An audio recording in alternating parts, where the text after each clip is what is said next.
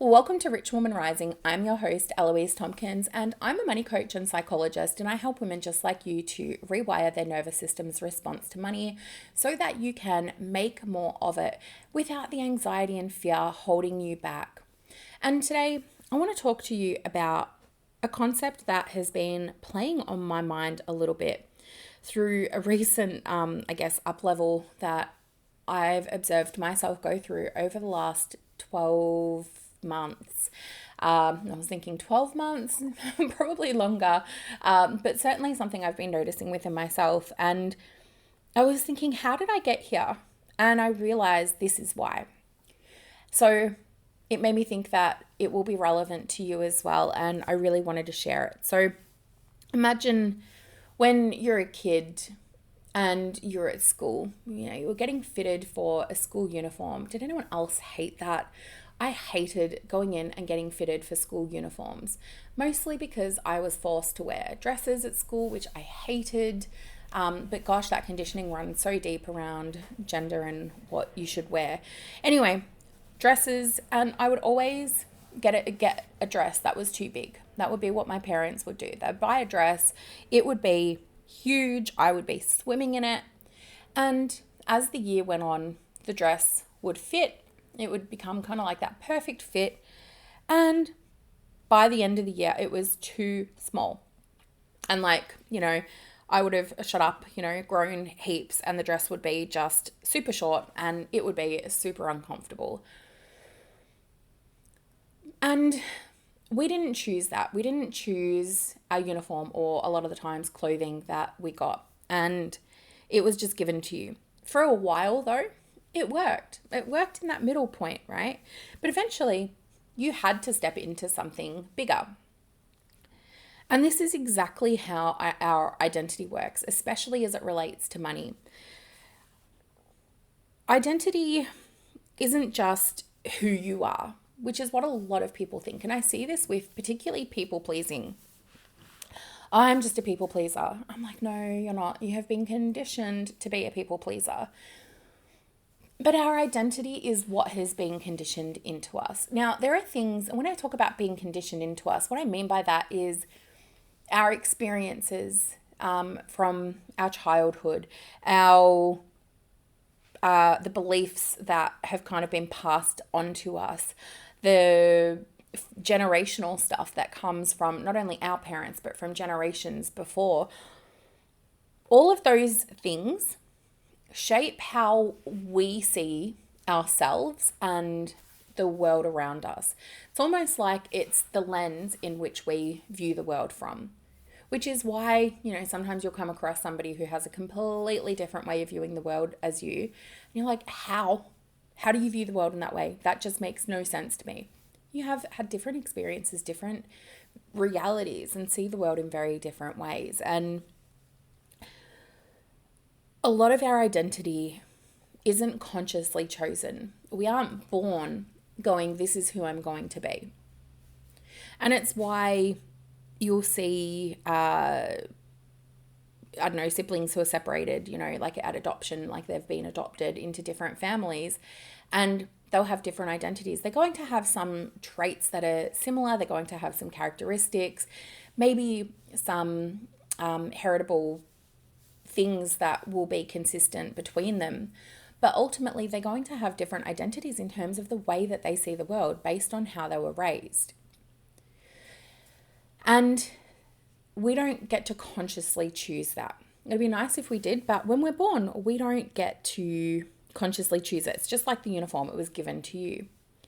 And for a while, that identity helped you fit in. It helped you be a part of your family. It helped you maintain the status quo, and it helped you fit in with school and the culture and the community around you. And the problem is, it wasn't necessarily designed to stick with you forever. But we're still wearing that uniform, right? And if you want to actually make the money that you want in your business, you might need to think about, taking that uniform off. The reason that we absorb so much of our identity, or how we absorb so much of our identity, is like really based on how the brain works. And you know that I love the brain, right? But I want to break down how our identity formation happens, because I see it so often where, and for myself as well, like we walk around with this perception that this is just who I am. I am just this person who is never going to make the kind of money that I want. Mine was my family. I come from a family that just doesn't make money. We don't make money in our family. That's just not what we do. I can't make money. I just have to work hard and hope for the best. Work hard, be somewhat comfortable. That was my identity around money. And I held on to that for a very long time until I realized, oh, that's not actually my identity. That's my dad's identity. And he passed that on to me, and I absorbed it. Not because there's anything wrong with me, not because I wanted to, not because I had control over it, but because that's just how our brain develops until we decide something different. From the ages of 0 to 7, like we're young, right? Like we are super young, and your brain is like a sponge. And it is just kind of absorbing all of the stuff that's going on around you in your life, in your environment. And your brain is programming itself based on the messages that you're receiving around everything. But in this case, like money, witnessing how your parents deal with money. Is there tension? Do they argue? Is it scary? Do they say things like, if you ask for a toy at the shops, do they shout at you? Like, what are those experiences like? And then your subconscious is making meaning of that. And it's programming all of these messages like, is there never enough? Oh, okay, well, that's a bit scary. Does money create stress? Or is it a source of power in our household? Did one parent in your family hold more power over money than the other? All of those things will form part of your money identity.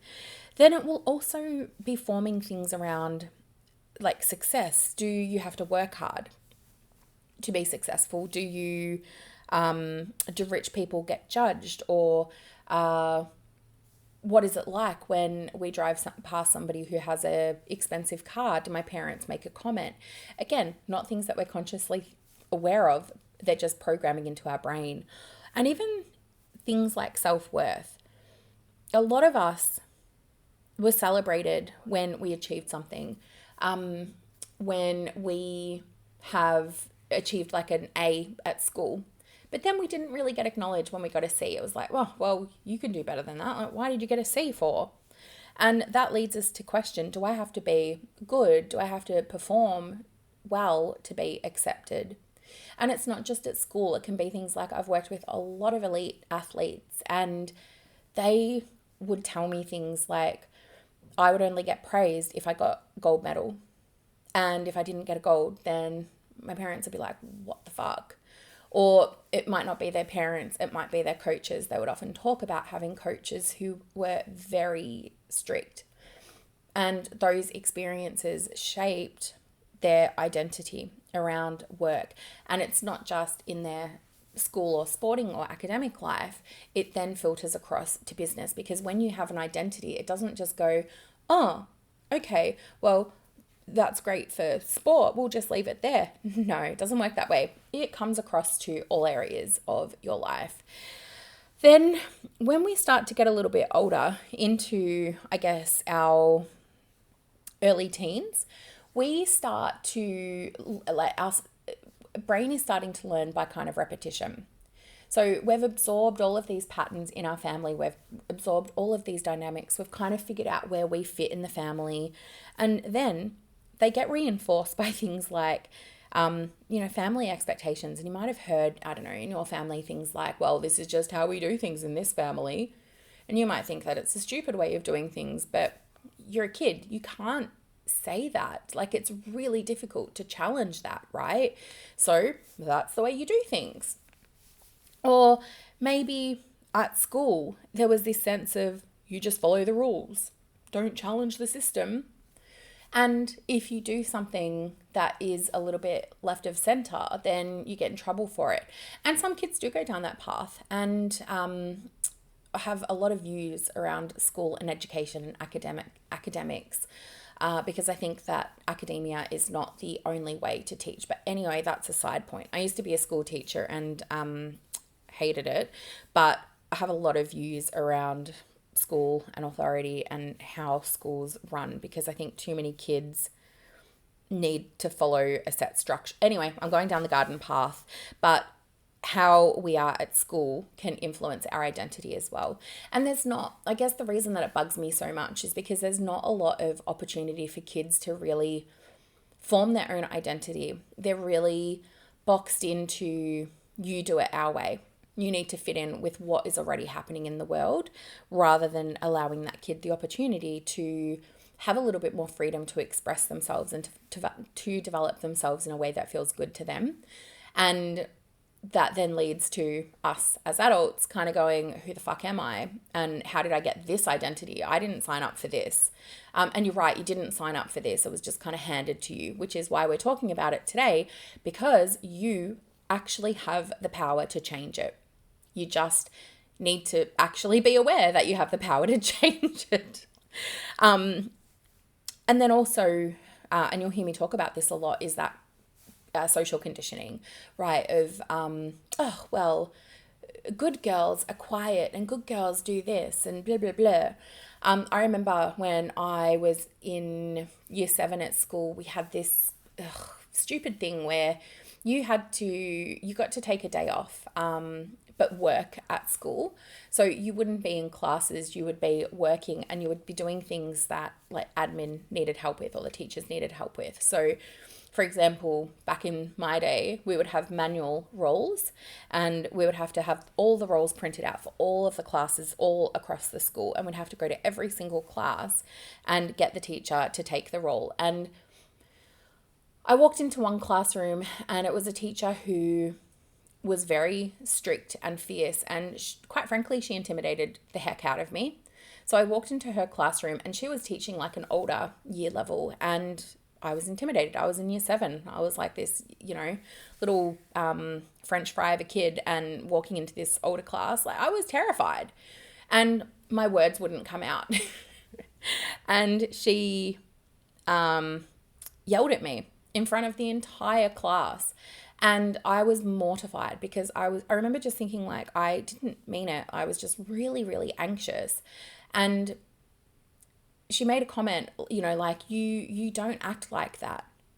And I internalized that, like, oh, okay, you don't act like that. You, like, if I'm quiet and I can't get my words out, or if I experience anxiety, like, that's a bad thing, like, that's bad.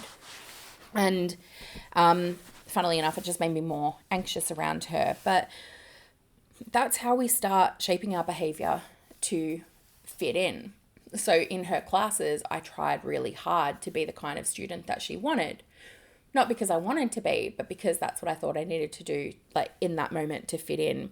And so when we learn, okay, well, hard work is praised, then we overachieve because we get praise. Or if money is a touchy subject at home, we learn not to talk about it.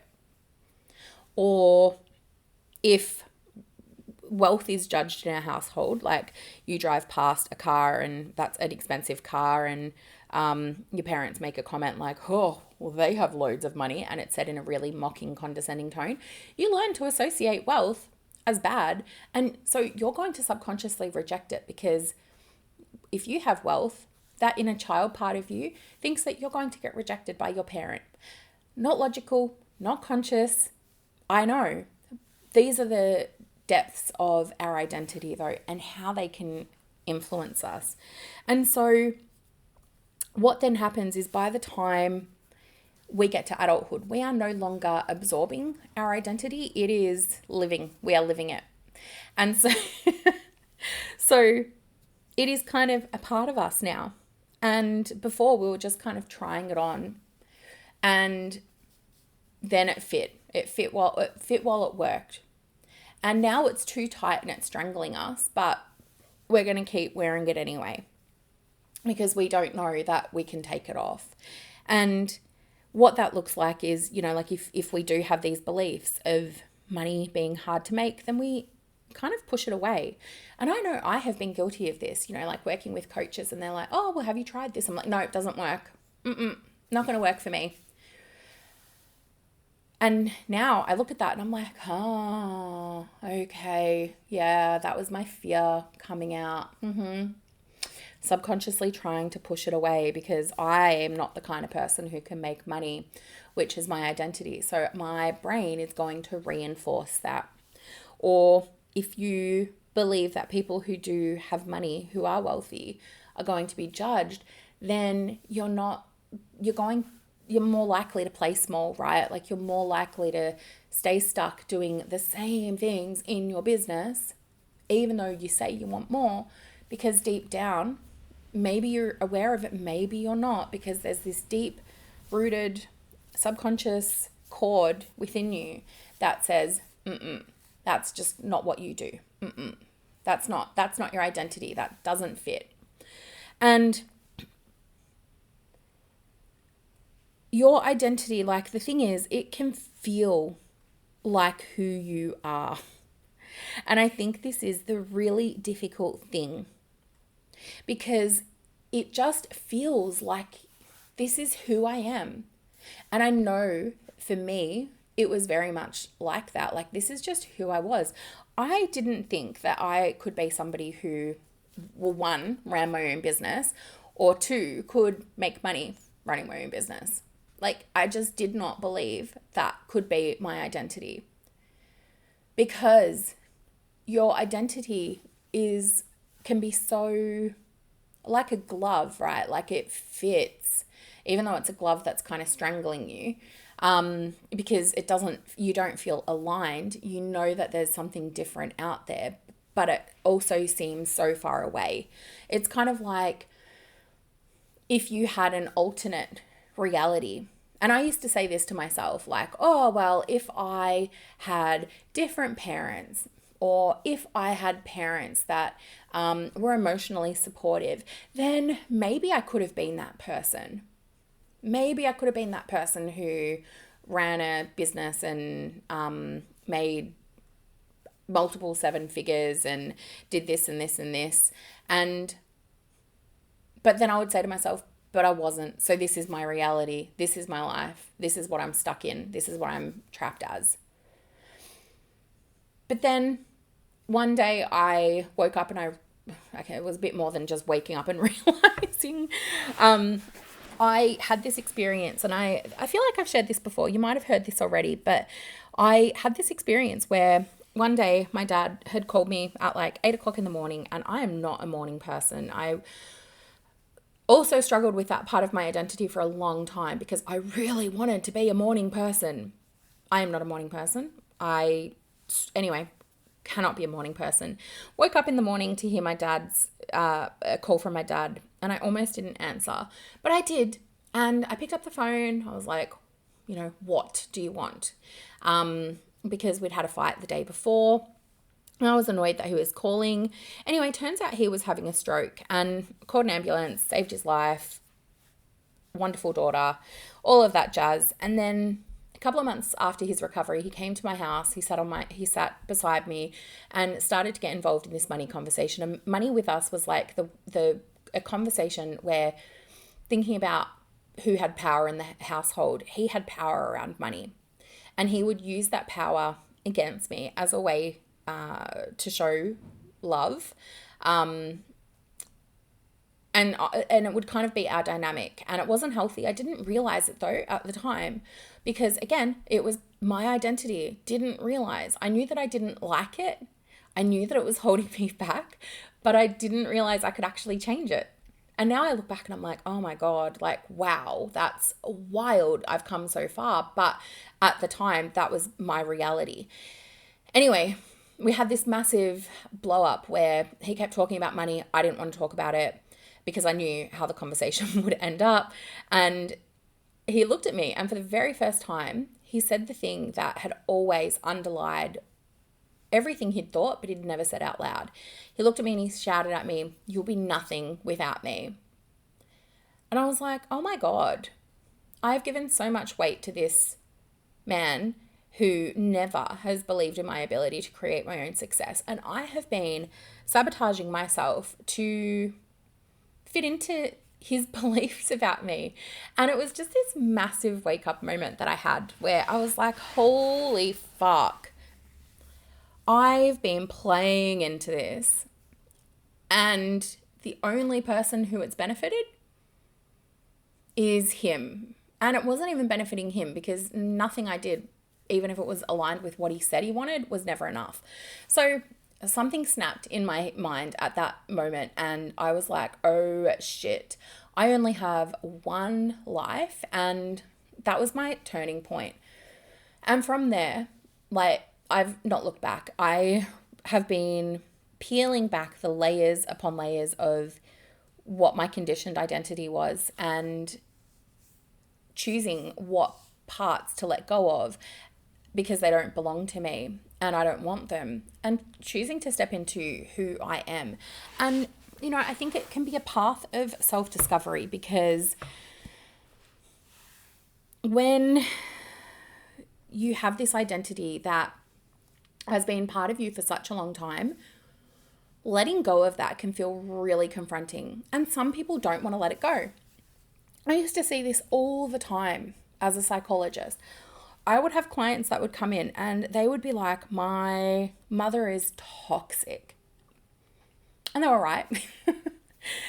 And they'd be like, but this is just how it is. This is just the dynamic. This is just how it is. So I'm here because I want to learn how to manage that. I don't want to change the relationship. I don't want to cut contact. I want to learn how to manage better. And it would be really difficult because they'd kind of reached that point where they recognized incongruence with their identity and their reality. And they wanted to shift their identity, but they really struggled to do that. And so sometimes shedding parts of our identity can be really fucking hard, really fucking uncomfortable, and also really fucking liberating. Because when you step into who you are and who you want to be, I hate this saying. Well, no, I don't hate the saying. I hate that I'm going to be cliche about it. The world becomes your oyster because you get to do you. You get to live life on your way, on your terms. You get to write the rules. You write the rule book. And that's not saying you become an absolute bitch, because a lot of people think, well, if I step into my identity, I'm not going to be a nice person anymore. Because if I step into my identity, I'm going to, that means I'll be a bit more assertive, I'll have some boundaries, and we associate that with a negative connotation. No, that's conditioning. You can absolutely be a nice person and have boundaries and be assertive. All three of those things can exist. Living proof. Not always nice, because sometimes people don't deserve nice, but you can be a nice person and run a wildly successful business. They are not mutually exclusive. But most people get stuck for two reasons. And we've kind of touched on one. The two reasons are they don't question their identity. They just go with the status quo. And I see that with people. I feel so sad for those people. But they don't even question it. Then they just roll with it. Then there's the other people who I kind of spoke about before, which they kind of see their identity and they see that it's keeping them stuck, but they kind of dip one toe in and go, oh, it's uncomfortable. I don't know if I like what I'm going to find on the other side because I'm really fucking scared. And I get it. I get that the fear can be a little bit scary. I get it. Like I was there as well. But that's another thing that holds you back, right? Like that fear of who you have the potential to be is what's holding you back. Because what if who you are meant to be is an amplified version of who you already are? Like, wouldn't that be fucking cool? Imagine the impact that you could make, right? Imagine how many more people you could help if you stepped into your power, if you stepped into the potential of who you know you could be. A lot of times when I do this work with clients, like my site clients, and I distinguish between my site clients and my coaching clients for a reason.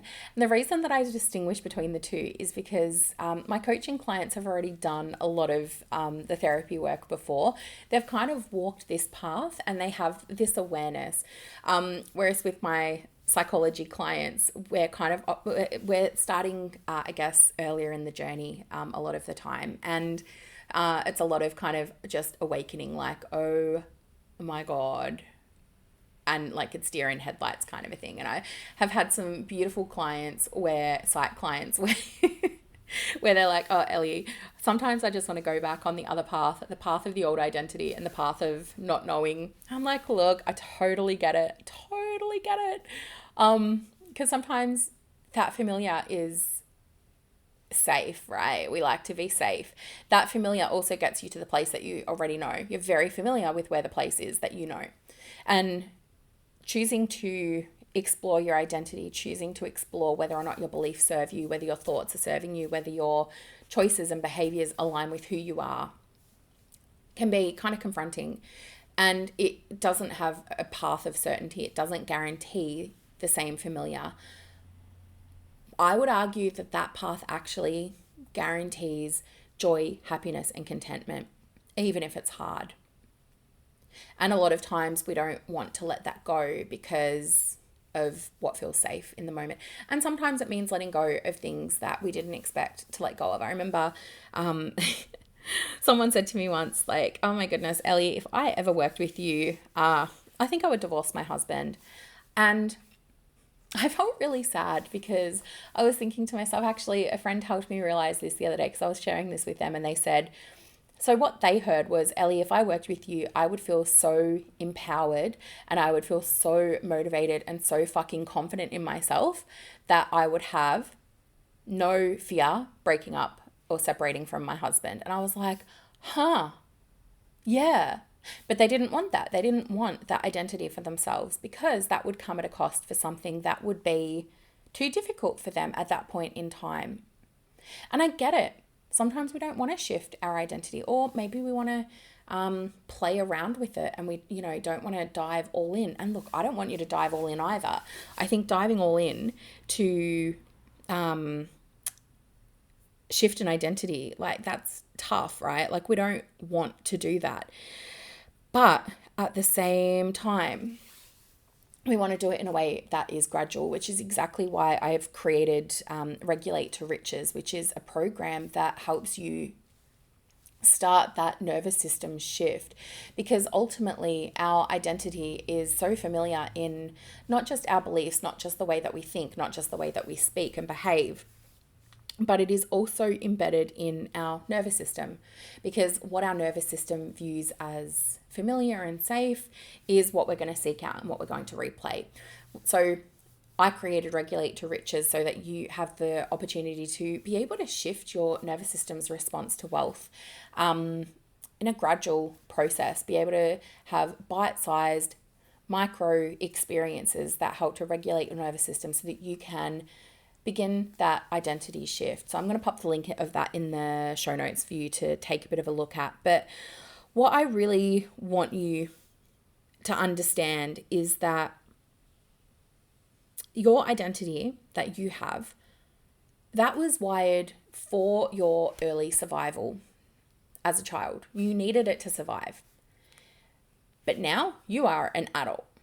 Your subconscious, your brain has not caught up to that. It doesn't care. It doesn't care what your goals are. I'm sorry, it doesn't care. But if you want to step into that expansive version of yourself, then think about your identity and how that fits in there and how that shapes who you are. Because when you shift your identity and stop wearing that identity that doesn't fit you anymore, I guarantee business, boom, money, boom, life, boom. You will not know yourself in the best possible way. And if that sounds scary to you right now, I want you to know that is absolutely normal. There is a very understandable reason that you might be feeling scared, and that is exactly a sign that you need to look into identity. So thank you for listening. I am so grateful that you are here and that you tune into the podcast episode. One other ask that I have for you is that if you do love the podcast, please leave a review on the podcast platform, not just a star rating, but if you can leave some words as well, that'll really help the podcast get out to even more women who need to heal their relationship with money. So that would mean the absolute world. And if you do leave a review, send me an email, eloise@eloisetompkins.com, and I will give you a discount code that you can use to regulate to riches. On that note, I'm going to leave you today, and I can't wait to chat to you all again next week. I'll see you there.